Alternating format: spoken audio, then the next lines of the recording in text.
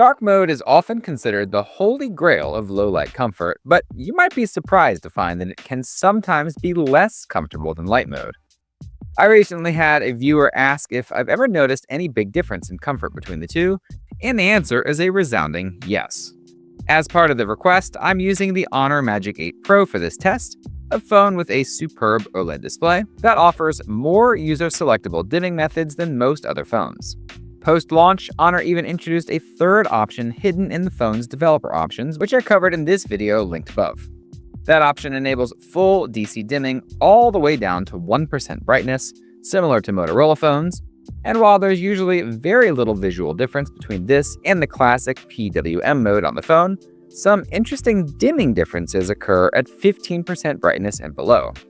At the lowest brightness setting, 1%, simply toggling DC dimming on and off makes a massive difference in the perceived minimum brightness of the display. The DC dimming option makes the display 3.2% brighter, a side effect of leaving the pixels illuminated throughout 95% of the duty cycle. Meanwhile, the 3840Hz PWM dimming naturally creates a dimmer display since the pixels are constantly oscillating between lighter and dimmer states. Looking at the graph illustrates this far more clearly. DC dimming always has the potential to be brighter since the pixels on a DC dimmed OLED only change luminance values when the screen refreshes. That also means it cannot get as dim since PWM dimming would create a sort of false lower brightness. So how about using dark mode? The actual brightness output of the display doesn't really change with dark mode, but dark mode does offer a lower averaged perceived brightness since it's using darker colors. This certainly seems more pleasant in a dimly lit room, but you have to be careful about which dimming mode you're using. That's because dark colors increase modulation on PWM dimmed displays. I explored this concept years ago when I first started measuring PWM dimming rates, and the tools I have today reveal a lot more about this hidden world.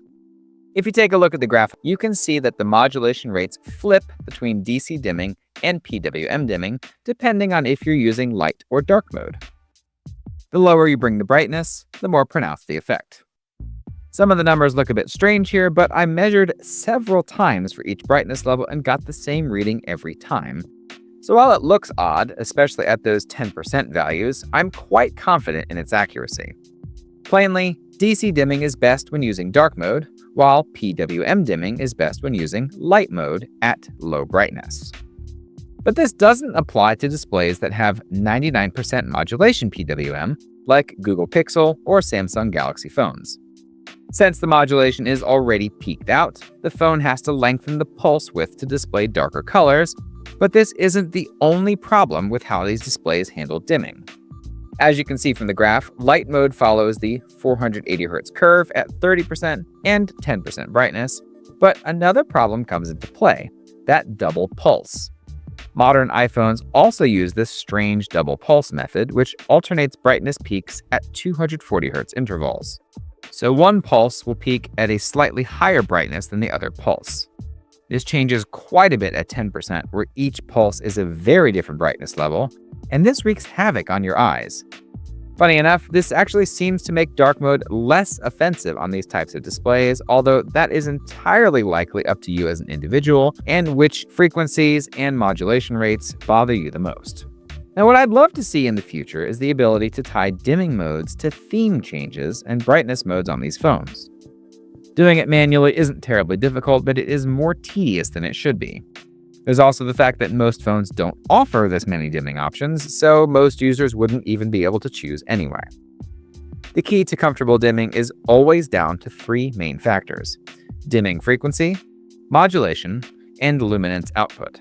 Dimming frequency is best between 60 to 120 Hz or above 3000 Hz, and of course 4000 Hz and higher is even better.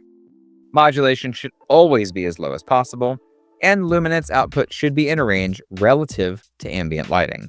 So if you're in a dark room, a darker screen is better, obviously. If you enjoyed that video, please give it a like and subscribe to the channel.